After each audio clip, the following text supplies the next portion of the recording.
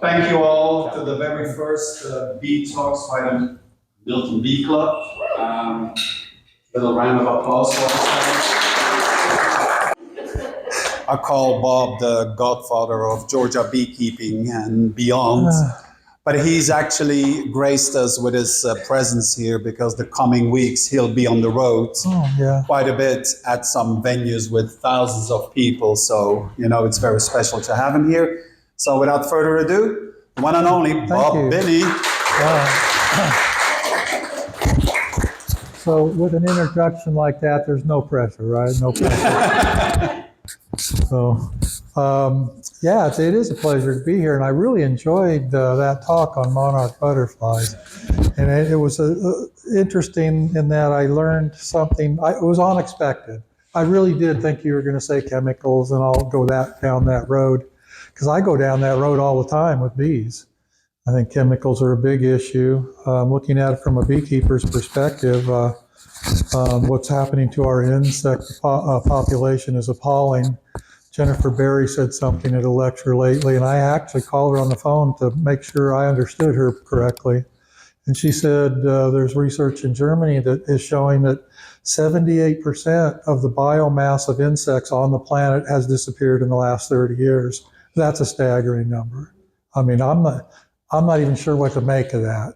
And listening to you at least gave me a little bit of, I don't know if hope is the right word, at least knowing that maybe it's not all just chemicals and toxicity, because the idea that that would be the only reason is a little bit scary. And as a beekeeper, I'm off topic, forgive me. As a beekeeper, I'm really trying to go entirely non-synthetic chemical. I'm not a treatment-free beekeeper, but I'm a chemical-free beekeeper. I use organic substances. We use the organic acids like oxalic and formic and, of course, thymol and things like that. But I've really come to the conclusion that just about anything that's synthetic is bad for us and the planet as a whole, especially for the bees. I kind of look at the bees as like a canary in the coal mine, but they're more sensitive than the canary in the coal mine.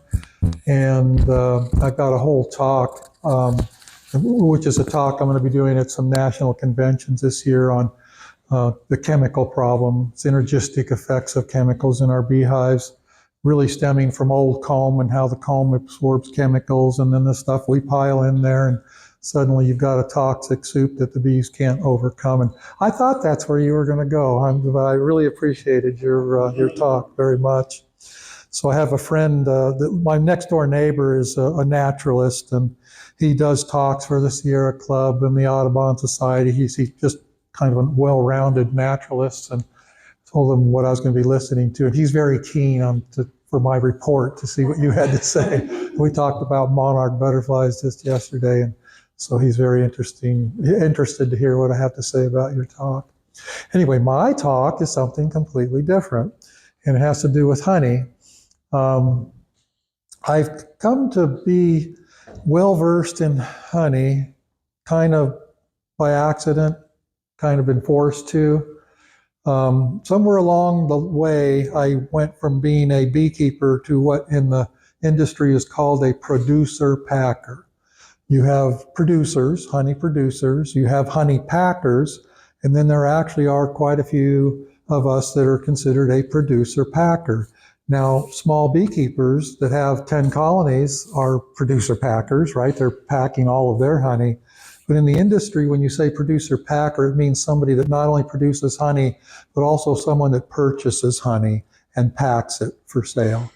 And I guess about, maybe right around 20 years ago, I had a bad year, had a bad season, and I'd been beekeeping long enough to develop a pretty good customer base. And I had a bad year, and I did not want to lose my customer base. So I had a friend in South Georgia that said he had made a lot of honey. He said, well, why don't you just purchase some from me, and you can bottle it and at least have something to offer your customers. And I did. And it only took me 2 seconds to get over the moral question, do I tell people if this is my honey or not? I didn't have to think about that much. And I was completely honest. And what I found was that because I had had a bad year, everybody in my region had had a bad year. And suddenly all these mom and pop produce stands and little grocery stores and just places that you'd sell a few cases of honey, well, I was getting calls from people I didn't know looking for honey. And I had taken my 3/4 ton pickup truck down to Homerville, Georgia, and picked up 6 drums of honey, which was all it would carry. That's all the weight I could put on it. And within a couple of months, I was back on the phone with my friends saying to have any more. And that was the beginning of my packing days. Some years, a few years ago, we packed 1,500,000 pounds of honey. This year's a little less. The honey market is going through a very funny phase right now. As you might imagine, there's a lot of imported honey that's putting pressure on our industry. And the price of domestic honey I'm just going to use a very colorful terminology, it has gone down the toilet. Now, the big honey producers in the country are really, really suffering. The prices that are being offered to large beekeepers right now is below their cost of production. It really is. In the industry, there's kind of a movement for beekeepers that are thinking seriously about getting out of the business if we don't get the prices back up. So if you're reading the bee magazines and any of the literature, you're going to see a lot of conversation about honey prices. Anyway, that's kind of off subject too. Anyway, being a honey packer, I've learned a lot about honey, and it's very interesting. We sell to every Kroger store in Georgia and a few in South Carolina and Alabama carry our honey. We're not on the shelf. We are on the shelf with the other honeys, but somehow magically, I actually did a smart thing because of some advice from a friend. I hired a food broker to represent me with Kroger, and it only cost me a small percentage, but he managed to get us in every Kroger's on our own shelf. And even as a small beekeeper, if you need to move your product and you're trying to sell honey in your local grocery store, wherever, Ace Hardware store, it doesn't matter. If you can get on your own shelf, separate from the other products in the store, your sales will be quadrupled at least. That's what happens in a grocery store anyway. So I played the game. We're playing it pretty well.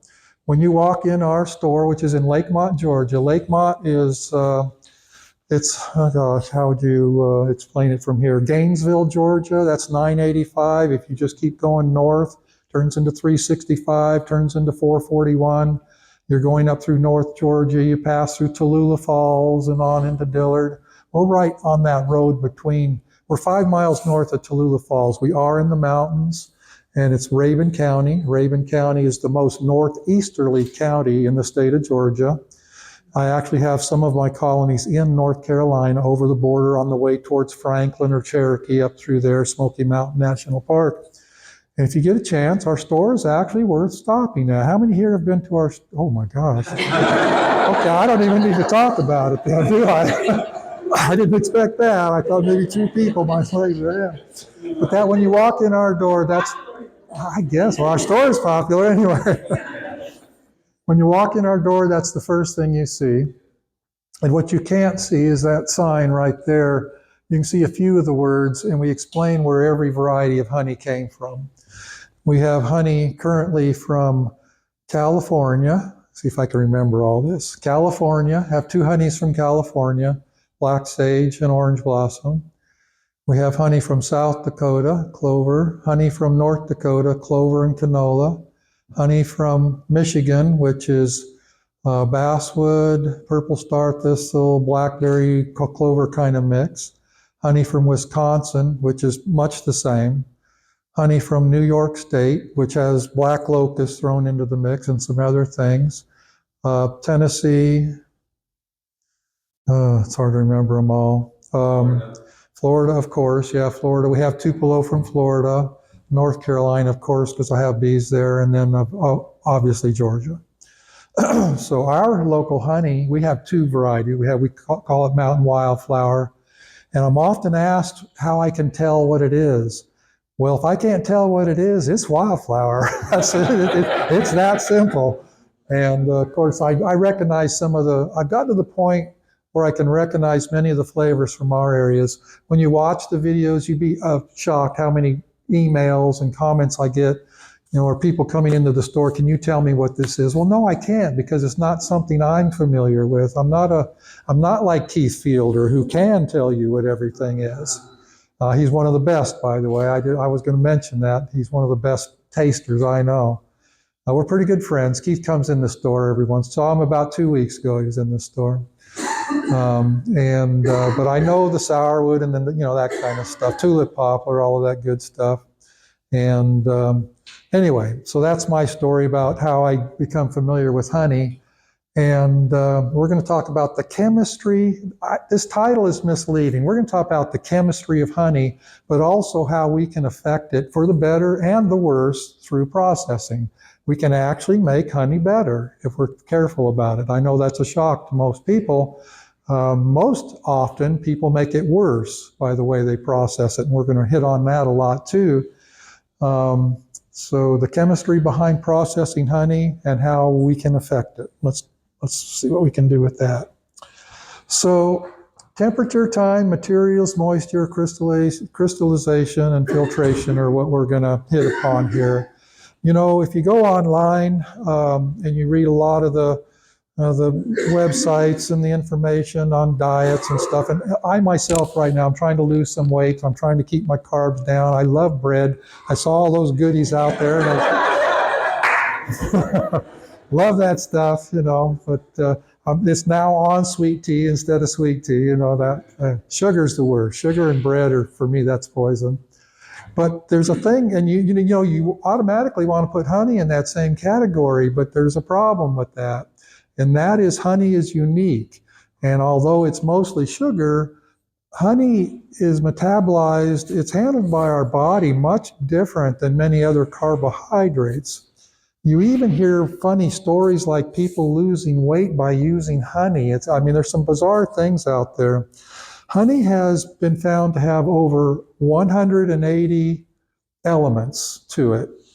And they don't even understand why honey does everything it does. It's still a mystery, some of the things that honey accomplishes.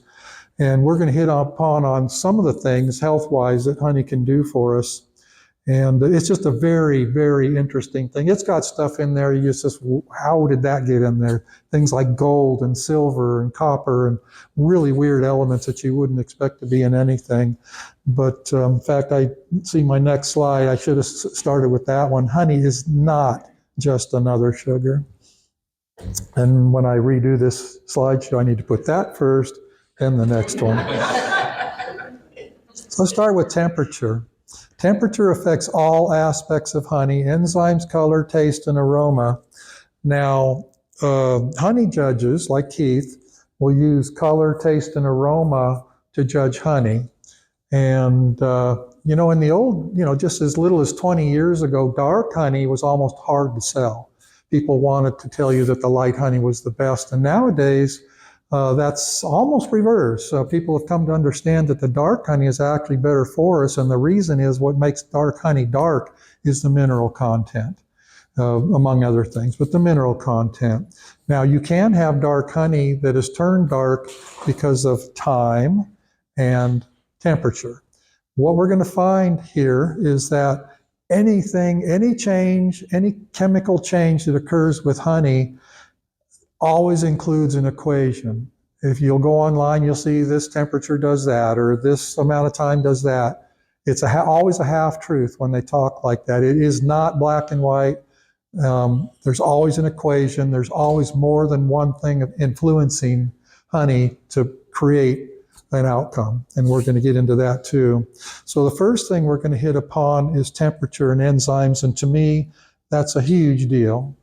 The presence of active enzymes is a part of what defines food as alive. Enzyme activity must be present if honey is to be labeled as raw. And let's go to the next one. Enzyme, a substance produced by a living organism which acts as a catalyst to bring about a specific biochemical reaction. And if you kill the enzymes, you just killed the food, okay? And it isn't just honey. We all know the difference in taste between corn on the cob that's fresh, picked that day, and something that's been canned and put in the pantry. One's alive and one's dead as a doornail. The nutrients are there. It may have all the vitamins. It may have all that stuff. But that life force has been neutralized. And, in places like India, you'll hear words like prana, China, chi. In the West, you might hear life force or life energy and things like that. And enzymes are actually a part of that. I don't even know. I always get in trouble because I'm not a chemist. I don't know all this language, but it's like a biochemical, electromagnetical. It's just all this stuff. It's this life happening. And enzymes are a part of that. And when you heat honey up to a certain temperature for a certain amount of time, the equation, once again, you're killing that life. You're snuffing that life out. You need to have the enzyme intact if your honey is going to be called raw. It's very important. And the major enzymes in honey are invertase, glucose oxidase, and diastase. Interestingly enough, all of those are added by the bees unintentionally. It just happens when they're handling the honey. The moment they collect the honey in the field and put it in their little honey stomach and start to bring it back home, it's already having these enzymes added. It's just evolution. It's Mother Nature. The bees don't even know they're doing it. It's just happening every time they touch it. When they share it tongue to tongue, all of this stuff, the enzymes are constantly being added. So we'll pick on these one by one. Invertase is what the beekeepers are most familiar with because it's most obvious. Invertase converts sucrose into fructose and dextrose. Most beekeepers don't realize that fresh nectar is primarily sucrose. Sucrose is the favorite food of bees. And I often kind of play a trick question to a small group, but I won't do it to you guys. I'll just give you the question and the answer. I'll say, what is the favorite food of bees? And everybody looks at me like I'm stupid, like, of course, it's honey, right? No, that's the wrong answer. Honey is not the favorite food of bees. Fresh nectar is. And if you want to prove it to yourself, just put a frame of honey, lean it against a tree in a good nectar flow and watch them completely ignore it until the nectar flows over, and then they go rob it out in a frenzy. They're going after the nectar. The problem with sucrose is you cannot, without the addition of heat, you cannot get it thick enough for it not to ferment. They have to convert it to fructose and dextrose, which are more soluble, that they can get past this magic 18% moisture or lower than that, so it won't ferment, because there's yeast everywhere. There's a lot of yeast in honey, as we're going to talk about that when we talk about fermentation. So that's the deal. They're trying to turn fresh nectar into something they can put in the pantry for the winter, which is what we do when we can food, freeze food, whatever we do, root cellar. That's what they got to do. They got to put this food away, and that's part of the process. They've got to convert the sugars so they can make it thick enough so it'll become stable. That's invertase.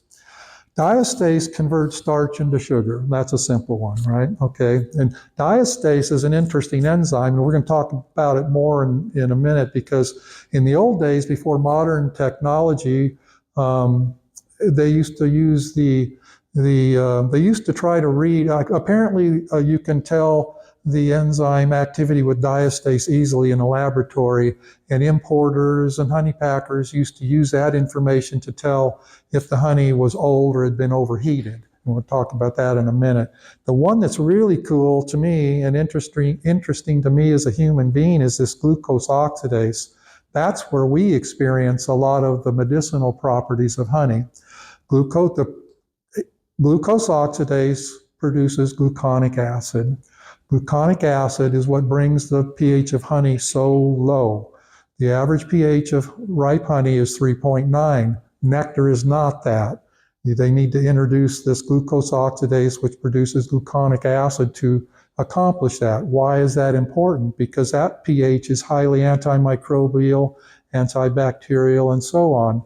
And it not only does it help keep the fresh nectar from spoiling while it's ripening, but it just helps create kind of an antiseptic condition inside the colony, which we're going to talk about in a minute too, the immune system of the bee and why some of these enzymes are important. A byproduct of the production of gluconic acid is hydrogen peroxide. There is hydrogen peroxide in honey. Now, hydrogen peroxide disappears over time. If you buy a bottle of hydrogen peroxide and put it in your little pantry or your medicine cabinet in your bathroom, if it's 2 years old, you might as well throw it away because it's not going to do you any good. It needs to be, I don't know the exact life of that. Again, there's an equation, has to do with temperature and time and all of that, but hydrogen peroxide has a shelf life. You can't keep it forever. It's not good after a while. So something very interesting happens with gluconic acid. If gluconic acid is present in your honey, or in your fresh ripening nectar, once it reaches an average of 3.9 pH and reaches a moisture content where it won't ferment, even though gluconic or glucose oxidase is present, the creation of gluconic acid ceases. But if the moisture content rises again and the pH rises, if that enzyme is intact, it once again begins to produce gluconic acid, which also produces hydrogen peroxide. So we're going to get off topic just for a moment here and talk about what that means to us as human beings. Why is honey so good on a burn, a wound, a cut, sore throat, whatever, you name it? When you put honey on your skin on an open wound, honey is hygroscopic and it will pull the moisture out of there. And when it does that, your body moisture is, the pH is much higher than 3.9 because you have saline in your moisture. And so when the pH of that fluid goes up, glucose oxidase once again begins to produce gluconic acid, which means it is now producing hydrogen peroxide in the moment. Think about the magic of what's going on when you put honey on your skin now. And I asked a man that was in charge of the pharmacy department over there at UGA, I said, can you duplicate this in a lab? And he thought about it a moment. He says, I don't think I can. And maybe you can, but according to him, he couldn't think of a way. So this is why we're starting to see honey in pharmacies in Europe and other places that are starting to tune in. You can actually go into the pharmacy in a hospital and get honey-saturated gauze for a burn or a cut in a hospital pharmacy because they're realizing that it's superior to anything you can create in a laboratory. That's off topic, but it's fun. Isn't that fun information? Yeah. So glucose oxidase, yeah, these enzymes are a big deal. Time and temperature determine the rate at which enzymes deteriorate. Again, we're talking about the equation aspect here. So here's the half-life of diastase. I mentioned that diastase is what they used to use very often to measure the age or the condition or whether it had been overheated, the honey. So this is interesting. 68 degrees Fahrenheit, the half-life is 1,000 days, 122 Fahrenheit, 14 days, and 179, 30 seconds. So when you go online, and you can do it right now, and search out information on what type of heat kills enzymes, and you'll see flat black and white statements that say 94 degrees Fahrenheit kills all enzymes. It's a half-truth. You gotta, what about the time? Right here, we're seeing that 122 Fahrenheit, the half-life is 14 days. So when somebody tells you boldly that 94 degrees, which is what I see mostly online, 94, 104, they say that kills all enzymes. Well, yeah, it does, but 68 degrees Fahrenheit kills them too, doesn't it? So you have to look at the time, a part of the equation here. So fresh is best. Just like any food, anything, fresh is best, and honey is that way too. You need to fire it up again? No, we're good, Bob. Okay. I had planned on this thing dying. Okay. There, I'm off the hook. I can say anything I want now. So, another interesting fact. Online, there's so much good information online, right? Numerous articles written by celebrated food experts can be found on the internet stating that it is harmful to store honey in the refrigerator. Absolutely, 100%, unequivocally, if I'm pronouncing that word, wrong. I'm like, and not only that, when I wrote an article for Bee Culture magazine, Kim Flodham, who used to be the editor there, trying to challenge me to do it. And I'm not a good writer. I got through it, and it was a great article, but because my daughter helped me with it. But I went online to research what other people were saying about some of these subjects, and it looked like they were copying, pasting each other. I saw almost the same language on a number of celebrated food expert sites saying that exactly. And it's exactly wrong because if you're looking at enzymes, and specifically, the lower the temperature, the less impact there is. And so much so that if you take it well below freezing, the enzyme activity comes to a screeching halt, stays intact for, I'm not going to say forever, but a long time. I don't even know, thousands of years maybe, I don't know.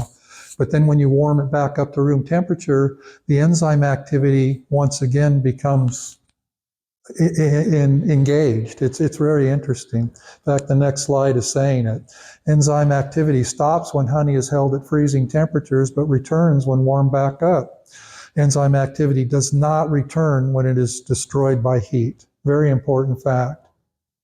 Although the color of honey is slow to change when stored cold, the rate at which it darkens will triple with every increase of 10 degrees Fahrenheit. Flavor and aroma deteriorate in a similar fashion. Now, flavor, aroma, and in the old days, color were what people used to judge honey, to judge the quality of honey. Of course, now we know that color really is not a good way to judge the quality of honey, new understanding. But flavor and aroma deteriorate in a similar fashion. Now, what we're talking about here is if you go from, say, 40 degrees to 50 degrees Fahrenheit, although the changes will be slight, every time you go another 10 degrees Fahrenheit, the changes triple. By the time you get to 80, 90, or 100 degrees, we're having a pretty good effect. You know, what exponentially, is that the right word for it gets more and more every time you go up 10 degrees Fahrenheit. So when you're storing honey, don't store buckets of honey in your garage that's getting 100 degrees. Fine, put it in your basement, under the house, whatever. Keep it as cool as possible. And if at all possible, freeze it. Because that's the way it'll stay the best, is freezing. The lower the temperature, the better. Not this idea that putting it in the refrigerator ruins it is completely wrong, completely wrong. There, I said, I always need to look at the next slide before I talk. Flavor, aroma, and color are especially affected when honey is heated to high temperatures while containing debris such as dead bees, old comb, and pieces of cocoon. You know, that seems intuitive, seems like a no-brainer, but you'd be amazed at how many people warm up their honey while all the garbage is still in there. It's kind of like cooking a soup. All that stuff is being leached into your honey if you're warming it. So you need to get your honey relatively clean before you start. If you're going to warm it up, get the junk out first, or you're going to really affect every part of honey. It's amazing.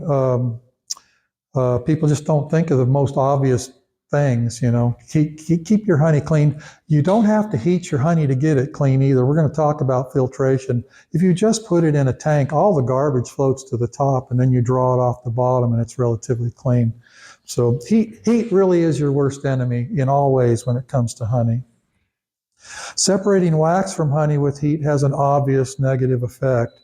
Now, what am I talking about here? It's not quite as common today, but when I got started in the early 80s, in 1981, I went to work for a large commercial beekeeper in Southern Oregon, and we migrated up through the West Coast doing pollination and ended up in North Dakota for honey production. And we called it the coffin because it was about the size of a coffin. It was a big heating device where everything went in there, all the honey, all the cappings, and all the honey with the cappings went in this thing, a large commercial extracting operation. And it heated it up hot enough to where the wax would melt. And wax is lighter than honey, so it would float on the top and the honey would separate to the bottom. And he had two pipes. The wax came out one pipe, and down lower, the honey came out the other. And I always noticed it was a little darker and wasn't quite the same flavor. And I questioned him about that, and he said, well, it's minor. We just mix the extracted honey back with it, and you don't notice it too much. Of course, nowadays I understand that he put a real hurting on that honey. When you melt wax and honey together to separate them, you really have done a number on the honey. So you need to not do that. And I know a few commercial beekeepers that still use devices like that, but nowadays spinners are becoming more common. And I have a spinner, a wax spinner, so you spin the honey out of the cappings instead of melt them. So, can honey processed with heat still be called raw? I'm not going to answer this question. I'm just going to talk about facts, and you can answer it for yourself. How hot is the brood nest in a colony? It's 95 degrees. How hot is your top super on a hot day in July? I mean, I don't even, 110, 20, I don't know. I've seen in South Georgia, when I used to take bees down there, I'd see the wax on the top bars and the top super completely melted flat. That's hot enough to melt wax. What is that, 140? I should know the answer to this. I think beeswax melts at 149, somewhere around there. So it gets pretty hot. So the deterioration is already occurring in the beehive. So just because we touched it and got it to 95 degrees doesn't mean it's suddenly gone bad. I mean, you got to look at this thing from the big picture. So we actually use some heat in our processing. We're moving honey through pipes. You can't do that at 65 degrees. It won't move. You can't pump it. So, and also there's a question if it's crystallized and you heat it up enough to go liquid, what have you done? Have you just killed it? Is it no longer raw? Well, if you go back to the equation we were talking about, are you affecting it? Yeah. Have you killed everything? Can you still call it raw? I'm going to let you answer your own question there. I'm not going to tell you. I can tell you what we do. We bottle at 95 degrees, and if we got honey that's crystallized, we try to get it up to 110 to liquefy it before we pump it into the tanks. And we try to keep it warm as little time as possible. And are we having an effect? Absolutely. Is there still enough enzyme activity and so on to call it raw? I say yes, and we do it. We put raw on our label. Of course, the other part of the definition of raw is it's not just enzymes, it's also how much you filter it and all of that sort of stuff. So I say yes, but that's a moral question for everybody individually. It's already being ruined in the beehive. Materials and processing is not often thought about. Can I pick up one of your bottles of water here? Let me get you one. I think I'm ready. No. I just need to read the bottom. Oh, okay. That I've one, got cooties, but I mean, that one doesn't have what it should on it. It's supposed to. PFE or No, it's supposed to have any food grade plastic has a triangle on the bottom of the bottle, and this one does not, which I'm puzzled by because I thought it was a law that you had to state that. This is PET plastic. PET, sometimes PETE. You got a triangle on the bottom of that? Yes, on the side. Oh, it's on the side. Yeah. On the label. The label there. Okay, should say number one. I don't even see it on the side, but anyway, I'll take your word for it. It's supposed to be there somewhere. And for PET plastic, it's a number one. PET plastic is the safest plastic when it comes to food.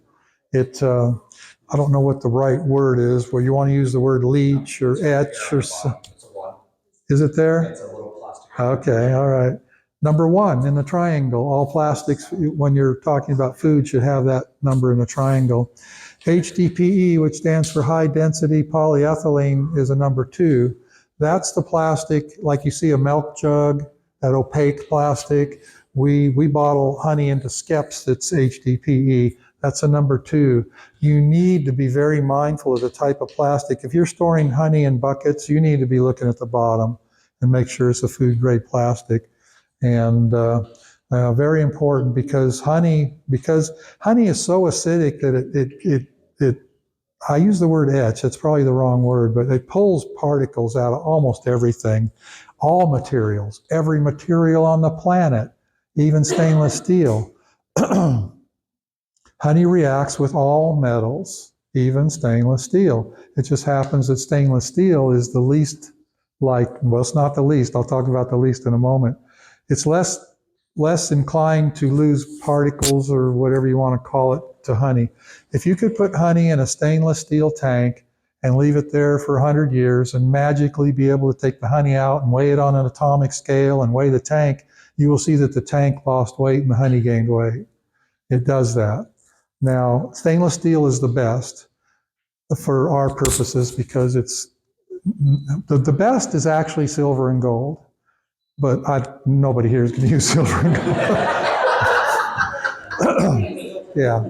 So, but stainless steel is good. But some of the really bad ones are like steel. Raw steel is horrible. One time I got a drum of honey from somebody, and it was an online drum. It was horrible. It had only been in there for 2 months, and it was ruined. I couldn't use it. The rust and it just ruined the honey. Steel, iron, galvanized metal, which we used to use for all of our extractors and tanks. Honey really pulls particles out of there. That's why you can't use galvanized metal anymore for extracting equipment. Even copper pulls particles out of copper. Iron is horrible. Tin is horrible. So you got to be very careful about what you're using and storing honey in. Now, when you got honey pumps and pipes and things like that, and you're going to think about the joints and the elbows and the fittings and all that, obviously you want stainless steel. Is the best, of course, but if you're using a galvanized elbow and it's just passing through and it's only touching it for a millisecond, I don't find that to be a big problem. We don't have any galvanized fittings, but I don't lose any sleep when I see somebody that has one on a pump. Now, if you have a galvanized fitting on a holding tank, now I think you got a problem. You need to not have that. And then, of course, there's food-grade plastics, food-grade vinyl tubing, flexible. We have to have some flexible tubing, especially where you're hooking up to the pump, so it'll absorb the vibration. So I don't have any problem with that. But again, it's passing through. I don't let honey sit in plastic. I let it sit in stainless steel.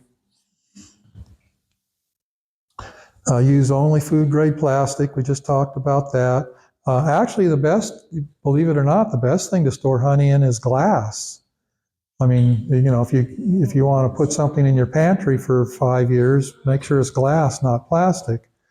Now, we have all these grocery stores, over 400 grocery stores, so we're pretty clued into, what sells where.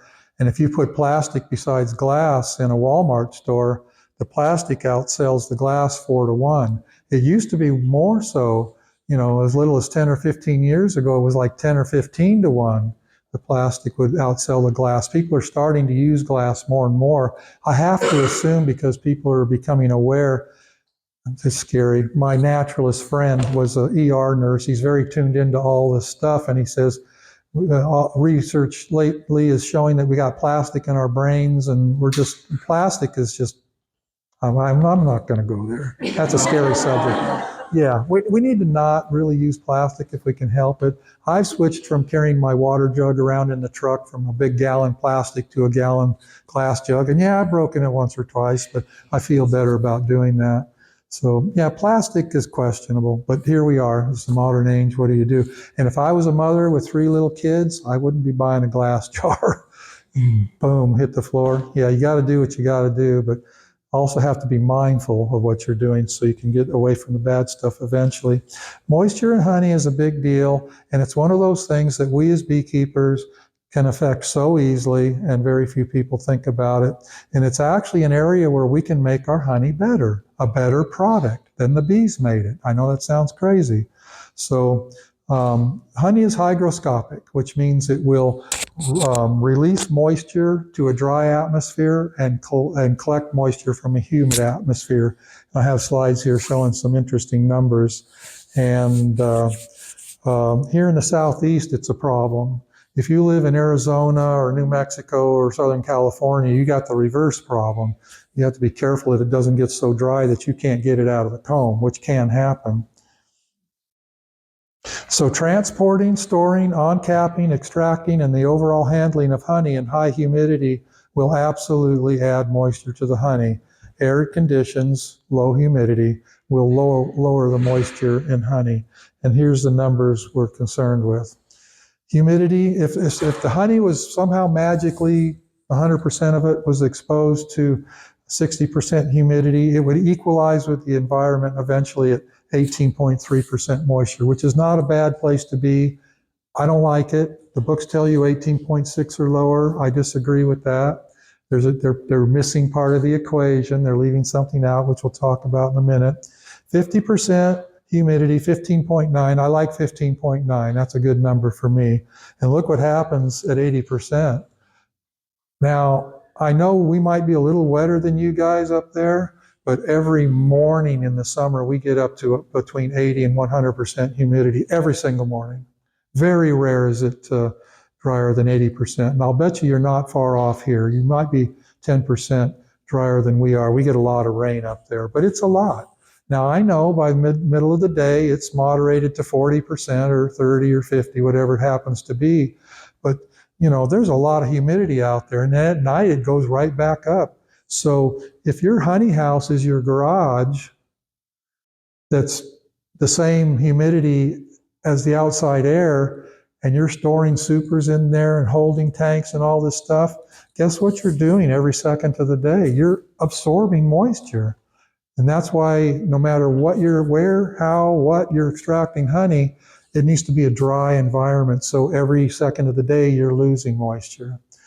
Now, we try to pull our honey down to around 16% moisture, and I'll show how we do it in a minute, because you can put the exact same honey, and we have a tasting bar with anywhere from 8 to 10 honeys on it at one time. You can put the exact same honey in front of a customer and give them one for 18% or 18.5, and then give them a sample that's 16. Every person on the planet will tell you that the 16% is better. It tastes better. Now, if it's bad honey, maybe it makes it worse because whatever characteristics it has are now more concentrated. It's like thicker syrup. It's like thicker honey. The flavor is more pronounced. You've condensed it, if that makes sense. So we like 16% moisture, especially with some of our fine products like sourwood and Tupelo, where that very good flavor really becomes more pronounced. It has better character. It has better staying properties. It's more stable. And back to this, I'll save that for fermentation section. I was about to go somewhere. I should wait a minute. And moisture is a big deal. And we can affect it so simply by putting our honey and extracting and doing everything in a dry environment. Now, another thing to keep in mind, and I get this question all the time, people say, I've got 20% moisture, it's in a 5-gallon bucket, can I just leave the bucket open in a dry room and blow a fan across it? No, it doesn't work, because honey has a very low, very slow rate of diffusion, meaning that you can dry the very surface, but it doesn't migrate through the vessel unless you're constantly stirring it and changing the surface. And that's what a lot of modern honey dryers are. They have this warm, dry air blowing through them with a screw or a paddle or something that's constantly, slowly changing the surface, and that's how they're drying the honey. The time to dry the honey isn't after you extracted it, it's before you extract it. This room doesn't look the same. Now it's painted and looks much prettier. I need to change that picture. But the idea is that's 2 commercial dehumidifiers there that once we start extracting run 24/7, never turn them off. We turn this room into 20, 25, maybe 30% humidity. These fans are industrial fans that are meant for construction sites. They're all blowing down. It's a 10-foot ceiling. And we'll get that room up to about 85 degrees, turn the fans on, the dehumidifier is wide open. And every super we extract goes through that room for 3 or 4 days before we move on to extract it. We actually do something that the books tell you not to do. We pull our honey when it's not entirely capped. We actually want to see our honey 50% to 30% uncapped, because that's the part that is most greatly affected by this warm air rushing across the surface. Although, contrary to popular belief, you can lose moisture through cappings, it takes a very long time. It's not the capped portion that's being affected, it's the uncapped. So the uncapped might go to 13 or 14, the cap portion might be 18 or 18 and a half, and then when we extract it, by the time it comes out the other end, it's all one nice 16%. And that's how we do it. You can do it, and you can use a bathroom, you can use your garage and just tape it with some plastic tarps and create a dry room. Get you a cheap dehumidifier from Walmart and turn it on and keep it empty, and you can do the same thing. What works really good if you're a small beekeeper is to create a stack and take an inexpensive box fan and put it on its side blowing. That works even more dramatically than that because it's really pushing a lot of air through there. If you have 30% moisture, 30% relative humidity air, and you have a box fan pushing it through your supers that are 1/3 on cap, you better not wait too long or it's going to get so thick you can't extract it. It really, really works. And I highly recommend it to everybody, and I don't know why people don't get this. It's so easy, and you make a better product, you make a safer product. 18.6 doesn't cut it, and we're going to talk about that in a minute. So yeah, moisture is a big deal. This is a big deal too. Crystallization. Crystallization is affected by the percentage of dextrose. I learned when I was writing that article that there's basically two types of glucose. There's D-glucose and D-glucose and L-glucose. Am I right? Any doctors in the room? Somebody would know that. So we're talking about the dextrose. That's when people say glucose, it's just a teensy bit misleading because it's actually dextrose. And temperature and age. Again, we have an equation. There's always an equation. There always has to be an equation. So honey that crystallizes very fast would be honey that's like 40% dextrose. Honey that doesn't crystallize at all, ever, never, is like 20% dextrose. That would be things like pure sourwood, pure tupelo, pure black sage. Those honeys never crystallize. Now, if they do, that means there's a little bit of something else in there that has some dextrose. Honeys that are fairly quick in our neighborhood, your neighborhood, would be things like blackberry. Black locust is probably the quickest crystallizing honey that you have around here if you have any black locust. So tulip poplar is slow to crystallize because it will crystallize eventually, but takes a while because it's kind of low in dextrose. Now, one of the ways to tell, if you want to know, takes time, but if you want to know if you have high, low dextrose in something that's crystallized is how hard it is. If it has a high dextrose level and it crystallizes, you can literally rap on it. In fact, you can't dig it out with your finger. You've got to get a knife or a spoon or a tithe tool or something. If you can dig into crystallized honey and get it out with your finger to taste it, the dextrose level isn't super low or super high. It's kind of moderate. That makes sense. And age, of course, takes time. Temperature. The fastest temperature for honey to crystallize is 57 degrees Fahrenheit, and that's why many of the people that make creamed honey, once they do the mixing the seed, they put it in something around 55 to 60 degrees because that's where it sets up the quickest. Somebody by the name of Dice figured that out a long time ago. They call it the Dice method of making creamed honey. And if you go to freezing, guess what? It doesn't crystallize. If you go to 85 or 90, guess what? It doesn't crystallize. Yes, ma'am. Someone said one time, and you may know, that the tree honeys, like the tulip poplar and sourwood and stuff, don't crystallize as much as the shrubs and flowers. Completely wrong. Sorry, I'm not being. I said that too bluntly. I need to be more diplomatic. It's all wrong. No, let's look at stuff like basswood and black locust. They both crystallize really fast. Yeah. So it's just somebody has those types of honeys and came to that conclusion. Yeah, it's entirely wrong. Yeah. In Oregon, we used to make a madrone, which crystallized quickly. What else did we make out there that came from a tree? Yeah, I don't see any correlation there at all. Yeah. So crystallization is interesting. Temperature, we talked about that. Also age. Something weird happens to honey if it gets old.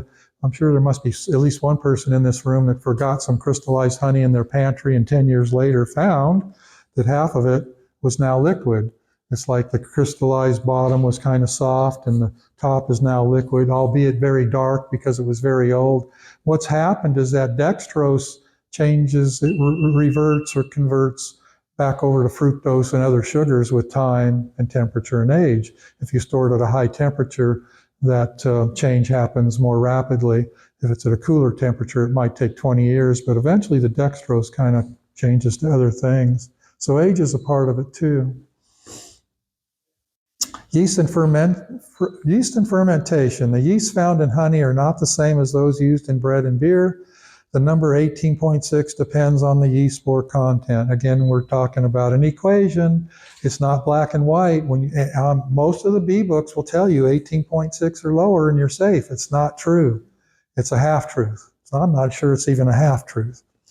And I'll tell you why. I know this. I've learned this the hard way. So much of this stuff, you know how I learned it? I learned it the hard way. In fact, I come up with a new saying. I'm going to put it on a t-shirt and sell it at my store.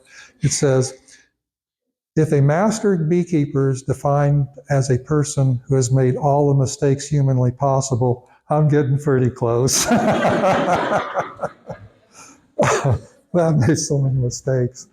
Yeah, about 4 or 5 years ago, I had a friend down in Florida who I buy honey from every year, bought 2 semi-loads from him this year. Good guy, honest guy. Says, Bob, I've got some cabbage palm honey. It's really pretty, it's really tasty, and the moisture is 17.5% moisture. I said, well, send me a sample, and he did, and it was just exactly what he said.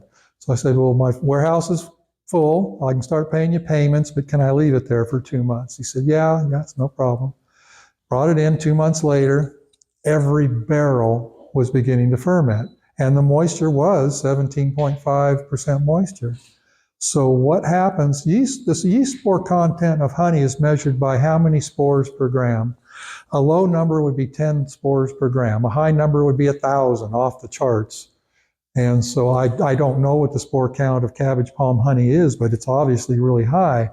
And then on the other end of the spectrum is something like mangrove honey, where at 19% moisture will not ferment. So what's that tell us? It means it has either no or very low yeast spore contents. So again, an equation. So what do you do with honey that's too thin and you're worried about it fermenting on you? You can kill the yeast or you can cool it down. And here's the equation right here. 8 hours at 125 kills the yeast. Then it won't ferment. It could be 22% moisture, but if you kill the yeast, it's not going to ferment. So there's in 1 minute at 160. And of course, most of the big packers will use these temperatures to kill the yeast in honey. I don't know if they're doing it on purpose, or I don't know what the thinking is there, but they do it. And when we get barrels, now I've learned through experience, when we get, and we do occasionally get barrels that are too thin from somebody, it happens invariably. We rent cooler space in Clayton at a food bank, and we take the barrels, their cooler space is 38 degrees. If we put that thin honey in their cooler, end of problem. And then how do we fix it? When we get honey that's real thick, and we do, we get honey that's maybe 16 or 17% from other people, we'll bring it together. When we do a blend, we do 32 drums at a time. So it's easy to put 1 drum of something that's too thin in this blend and just make it disappear. And as long as we got it in a timely manner, it should still taste okay. If honey ferments, that nasty flavor, you don't get that entirely. You can cook it and get the alcohol out, but it still tastes terrible. Once it's gone bad and rancid, whatever you want to call it, you never make it right again. You can't make it good honey again. It's just a fact of life, and we have to deal with it. Filtration is considered a sin by some and absolutely necessary by others, and that's a factual statement right there. There are people that say if you filter your honey, you've ruined it. And there's others say if you don't filter it, you're going to have a problem. So who are these two groups of people?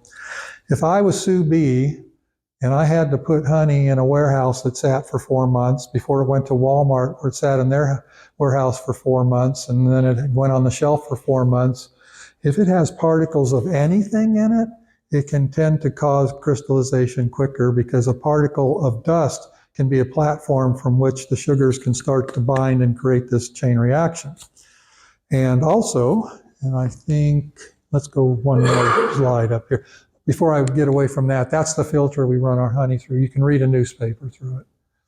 And the reason, so I'm on a soapbox about don't filter your honey, but in our position, because there's so many jars of honey going by down the conveyor line, we can't look at every jar. Like if you're sitting there jarring honey one at a time, you can look at it. We can't. So I have this little saying I like to throw out there. We have product liability insurance, but that doesn't mean I want to use it. Can you imagine if somebody jams a splinter in their gum? I mean, the sky's the limit, right? Get infected, who knows? So, and I also throw out this question. I love this one. Every beekeeper that's been keeping bees for any length of time that has never, ever ruined a frame in an extractor, raise your hand. And then I go so far as to say, if anybody raises your hand, I'm going to call you a liar, because it happens, right? It's going to happen. Splinters, perhaps a frame nail, perhaps a little piece of your crimp wire foundation, something. And I can't have that in a jar of honey. That gets out the big stuff. That gets out the dangerous stuff right there. So 1,000 microns, the bigger the number, the bigger the hole. It's 1,000th of a millimeter. So I get 1,000 micron. Does that mean it's a millimeter? I guess it does, doesn't it? Yeah. So how does that affect us? What does that mean? A pollen particle will generally run between 5 and 50. Every once in a while you get a plant that puts out pollen particles, pollen grains, I guess I'm using the wrong term, that is 100, but it's rare. Usually they fall between 5 or 10 and 50. Most of it's going through that right there. I'm not, because I get this question, do you filter your honey? Well, I always hesitate to answer because, yeah, we do, but I don't want the customer to think the wrong thing. So I've got these generic terms, like they say, do you heat your honey? I say, well, not to the point of ruining the honey. We just use a little heat to move it. I try to be vague. And the same thing with filtration. I say, well, we coarse filter our honey to get out dangerous debris, but we don't fine microfilter it. And that seems to satisfy people. So wouldn't you say that you're straining your honey, not filtering it? You could say strain. I wrestled with that term, yes. The reason I'm saying that is because, I have honey and I've sold honey and I call it unfiltered. They say, well, you're unfiltered. I say I spray. Here's what I think the definition of each is, and I could be wrong. I think straining is when the honey falls through a filter strainer. I think filtering is when you push it through. That's my take on it, but it could be incorrect. We're pumping our honey through that thing. Now, straining, I think, is when you're putting cheesecloth over a bucket and putting the honey on and let it just strain through. Maybe that's incorrect, but that's how I look at it. Okay. You tell me if I'm wrong. Give me an email. That makes sense. So honey labeled U.S. grade A fancy must be free of defects that affect appearance and may not contain particles that affect clarity. What does that mean? That means if you can see anything in that jar, it can't pass for U.S. grade A fancy. That's a very misleading term, and I'll tell you why, because most people that pick up a jar that says grade A fancy honey on it think they're getting USA honey. Doesn't mean a thing. Honey from Argentina can have the same label. It's a standard. It's not a point of production.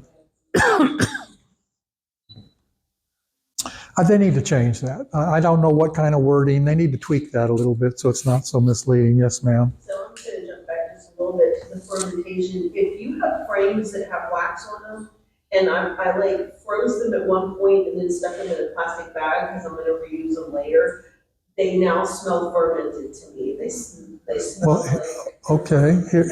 Here's the problem. Yeah. And you can do this with a jar of honey. If you have a jar of honey that's too thin, or a barrel, or whatever it happens to be, and it's too thin and you know it's going to ferment, if you heat it up to the point where you kill all the yeast and you never take the lid off, it won't ferment.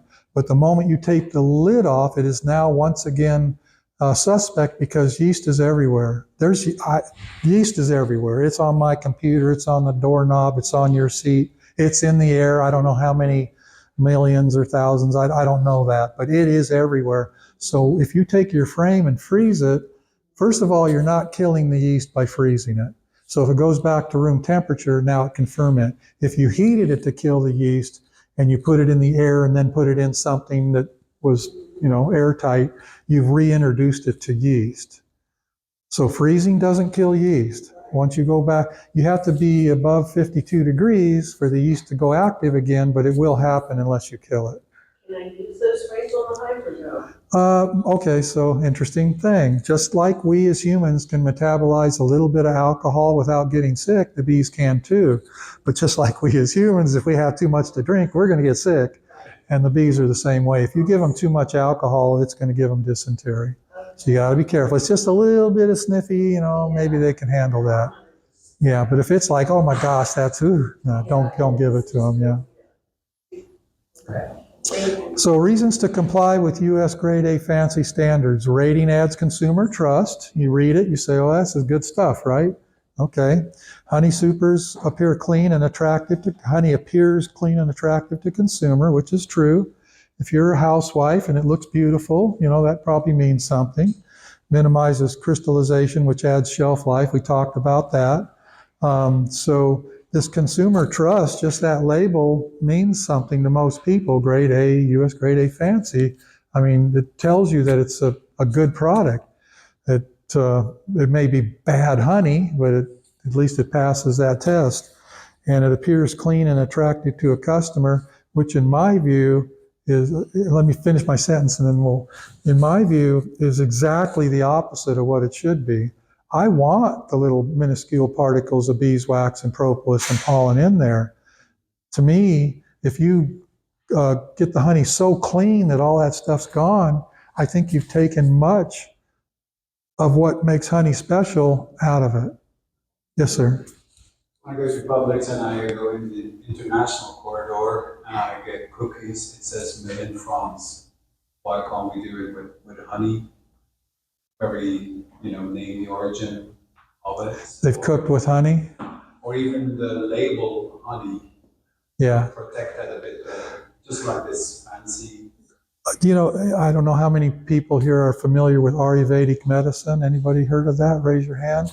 They say if you heat honey, you've made it toxic. Now that's kind of half truth too, because it's not like poison, but you can turn some of these elements into something that's not good for you. So cooking with honey really does ruin it. I mean, sorry, but if you're making bread with honey, you just ruined that honey. You carbonized it, you scorched it. I mean, I don't even know.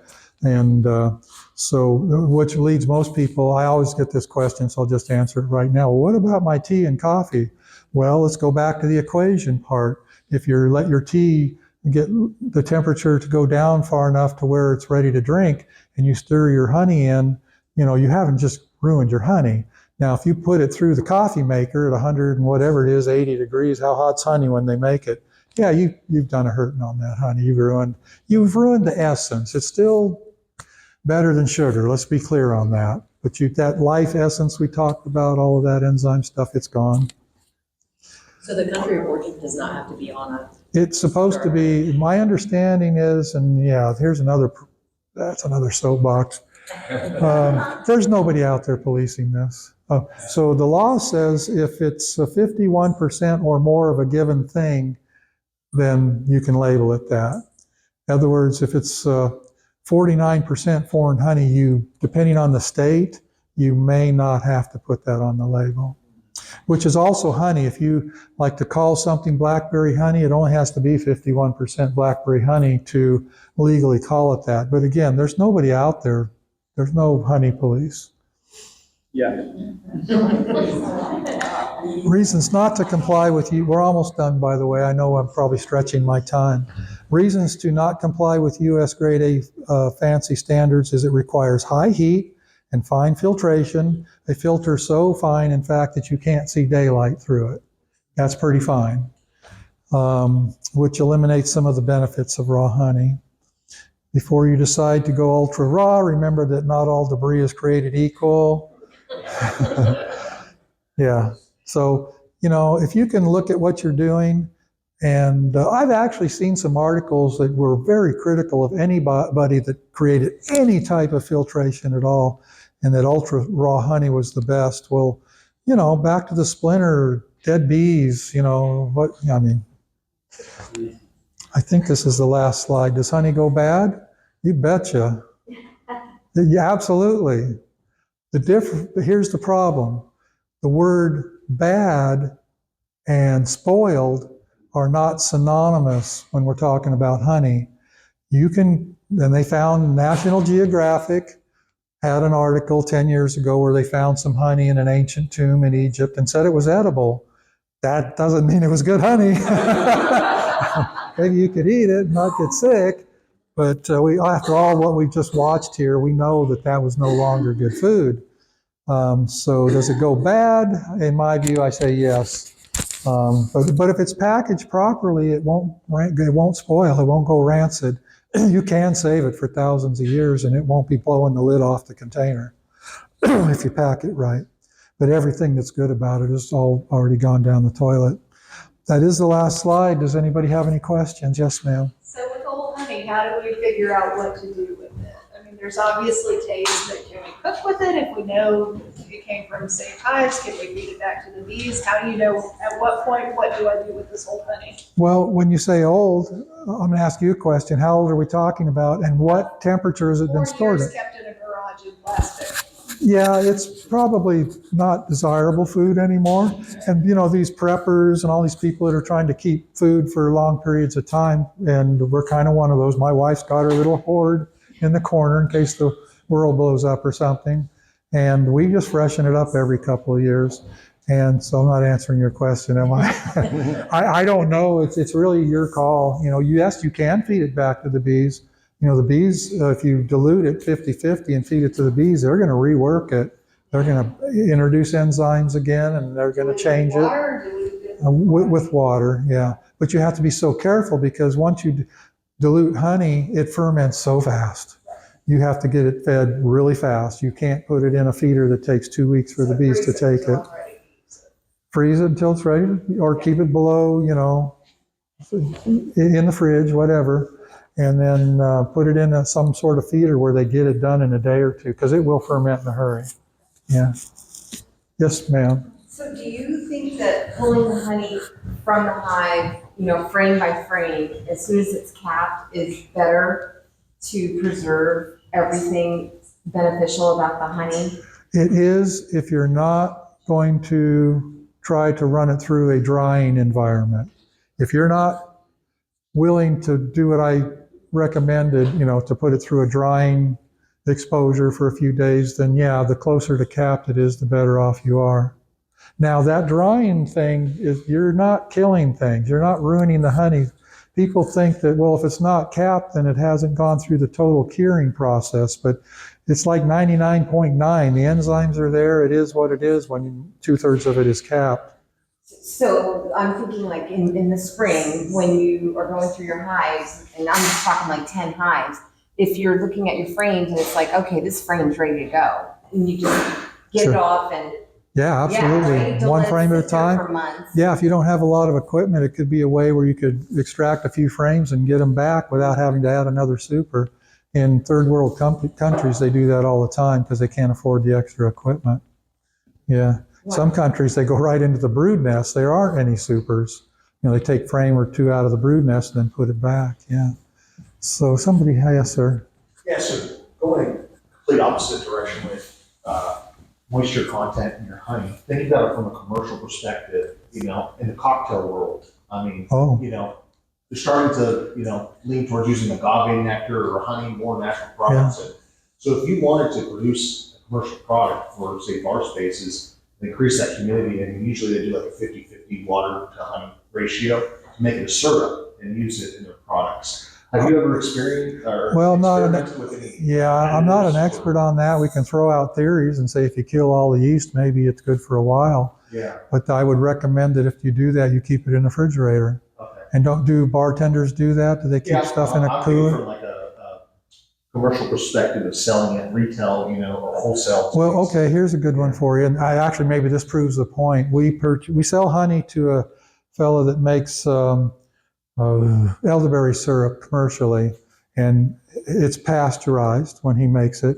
Okay. And right on his label, he says refrigerate after opening. Yeah. And it's true. I drink a lot of elderberry syrup, and if you open that bottle, it only takes 2 or 3 days until it starts to smell a little alcoholish. So that right there is telling you, I think you got what you're describing. I think you're going to have to refrigerate it. Yeah, I was just curious if you've ever experimented with any additives. I never or have, but stability or anything. I think that elderberry syrup probably says it all. Yeah, right. Mhm. Okay. Yeah, I'm about to get the hook, y'all. Any more questions? Okay, thank you so much for. I hope it was good enough to. Thank you, Bob.